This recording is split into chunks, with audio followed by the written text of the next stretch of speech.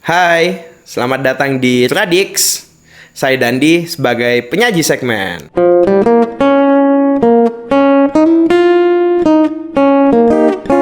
Kali ini Radix telah kehadiran salah satu tamu yang spesial. Dia adalah seorang penulis yang menuliskan Puya Kepuya Manurung, Tiba Sebelum Berangkat, dan yang terbaru yaitu novelet Raymond Carver Terkubur Mie Instan di Iowa. Telah bersama saya saat ini Bung Faisal Odang. Halo Bung. Halo. Oke, dapur kreatif. Kali ini kami tidak akan membicarakan bagaimana proses Bung Faisal menulis ya, karena sudah bertebaran di mana-mana di dalam internet.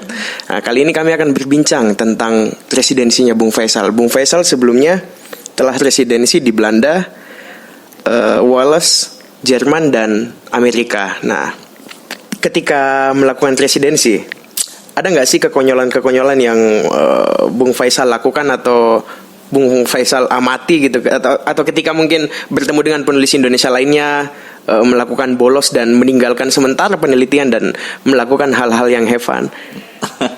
Jadi sebenarnya untuk residensi yang saya lakukan, dari keempat residensi itu hanya satu residensi yang kebetulan saya di kota yang sama dengan penulis Indonesia, dan saya berusaha mengingat-ingat dari tadi. Saya tidak ada kejadian konyol sepertinya, atau mungkin ada banyak yang konyol tapi saya tidak menganggap itu konyol. Oh iya, oke.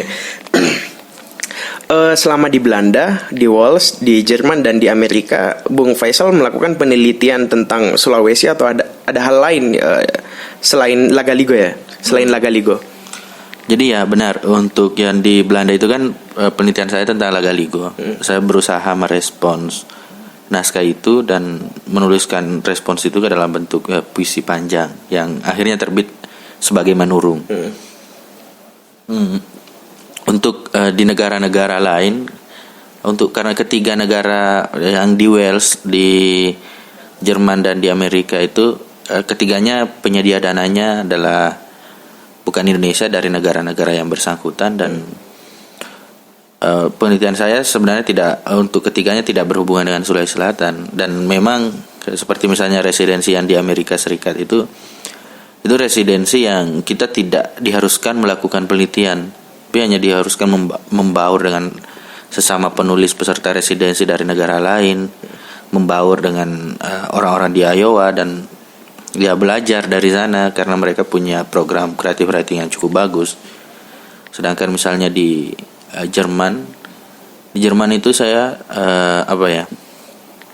saya juga didanai oleh lembaga namanya Literary Colloquium Berlin dan Robert Bosch Stiftung. Jadi dua lembaga ini kan lembaga Jerman, dan ketika saya riset atau residensi di sana, penelitian saya persoalan identitas, persoalan bagaimana identitas, perbedaan identitas bisa menyebabkan kekerasan, bagaimana sejarah kelam Indonesia misalnya dan Jerman menimbulkan banyak sekali korban karena persoalan identitas salah satunya.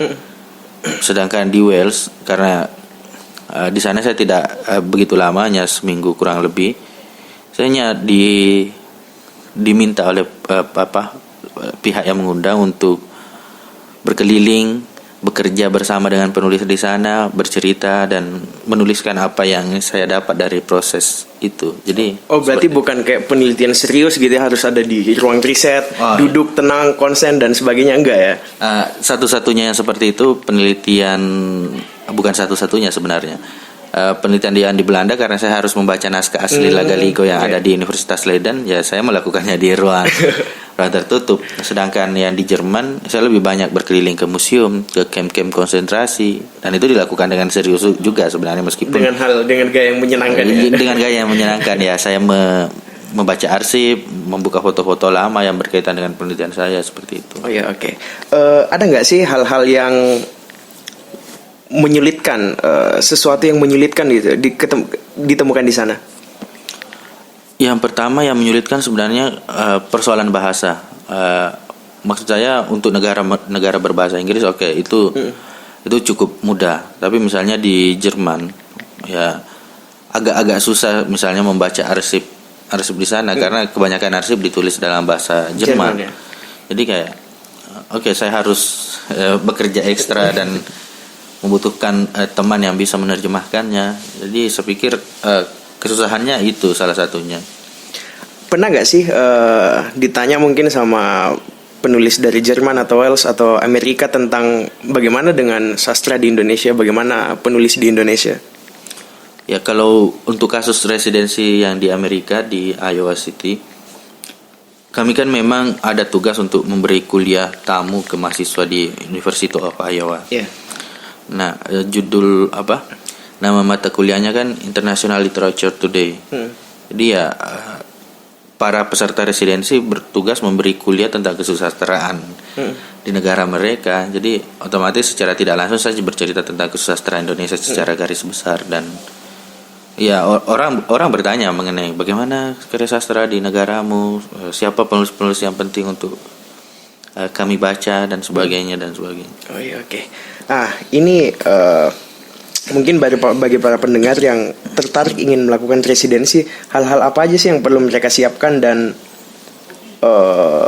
hal-hal yang memungkinkan bisa membuat mereka lolos gitu ketika mengajukan diri untuk melakukan residensi di luar Indonesia? Untuk residensi kan sebenarnya tujuan residensi itu adalah seseorang datang ke suatu tempat entah untuk mendekatkan diri dengan objek karya mereka atau membutuhkan tempat yang tenang atau yang memungkinkan mereka untuk mendapatkan mood berkarya yang lebih baik. Saya pikir untuk kasus untuk kasus yang ditanyakan, saya pikir kita harus memiliki alasan yang kuat, tema atau topik penelitian yang benar-benar kuat, yang jika misalnya penelitian itu tidak dilakukan di tempat itu tidak akan efektif dan efisien. Misalnya ketika saya waktu di Belanda meneliti tentang Lagaligo, ya saya tidak bisa melakukan itu dimanapun kecuali di Leiden misalnya kalau ingin membaca naskah aslinya, karena naskah aslinya berada di sana. Jadi kayak begitu. Misalnya penyedia residensi biasanya melihat seperti itu, apakah dia benar-benar kesini untuk hal itu atau misalnya untuk jalan-jalan, untuk selfie dan sebagainya. Itu kan sesuatu yang dipertimbangkan oleh penyedia dana itu, karena kesesuaian gagasan dan tujuan residensi itu harus sangat kuat dan tidak bisa tidak berhubungan. Berarti harus memiliki landasan yang kuat ya sebagai alasan untuk berangkat ke sana. Nah, terakhir nih, Bung Faisal ini kan lahir dari desa yang terpencil ya di Sulawesi Selatan. Nah, bagaimana respons masyarakat atau keluarga atau lingkungan di tetangga sekitar mengenai karir kepenulisan Bung Faisal? Ya? Apakah mereka itu senang banget memiliki putra desa sebagai sastrawan yang bahkan keluar dari Indonesia atau bagaimana? Iya, jadi sekedar bercerita ke teman-teman pendengar, saya tinggal 5 jam dari Makassar kalau berkendara, dan biasa selalu cerita ini dimanapun. Dalam bahasa Inggris pengucapan kampung saya itu keren sekali, karena kan T-A-L-E, tel, tel, jadi kayak saya sepertinya dilahirkan untuk menjadi orang yang bisa bercerita dan sebagainya. Tapi sayangnya itu dalam bahasa Bugis yang artinya tersebar. Nah, itu kampung yang sangat terpencil dan tidak bisa ditemukan di peta manapun, entah itu cetak atau atau map. Nah, penulis adalah sesuatu yang asing adalah pekerjaan yang tidak bisa dijelaskan dengan mudah bagi tetangga-tetangga saya, termasuk kepada orang tua misalnya ketika awal-awal. Jadi kadang ada banyak pertanyaan atau pernyataan-pernyataan yang menurutku lucu dan membuat saya berpikir, ya penulis ini bukan pekerjaan yang serius di mata mereka. Serius di mata mereka. Kadang misalnya, ya tulislah kampung kita dikasih naik di koran gitu. Atau kayak ada yang lucu, kamu menulis kan? Iya, saya menulis. Oh iya, kamu menulis soal ujian nasional, kasih bocoran dong apa nanti untuk keponakanmu kayak gitu. Jadi itu sesuatu yang ketika saya mengatakan penulis, mungkin orang-orang di sana membayangkan bahwa penulis itu adalah orang yang membuat segala sesuatu yang tercetak di kertas, yang menggunakan bahasa Apapun yang Indonesia, jadi apapun, buku. kalender, buku, koran, soal ujian nasional, LKS dan sebagainya, buku paket. Tapi saya harus berusaha menjelaskannya bahwa saya melakukan ini. Akhirnya yang biasa saya lakukan bahwa saya menulis cerita, dan itu mudah berterima dan dipahami oleh mereka. Oke, menarik ya hal-hal yang lucu seperti itu karena tidak. Oke, selanjutnya kira-kira Bung Faisal ini akan merencanakan apa nih? Oh, yang terbaru ini Selfish ya. Bisa diceritakan sedikit nggak sih tentang Selfish itu apa? Oh iya, Selfish itu adalah sekumpulan buku-buku kecil yang merespons tema selfish itu sendiri.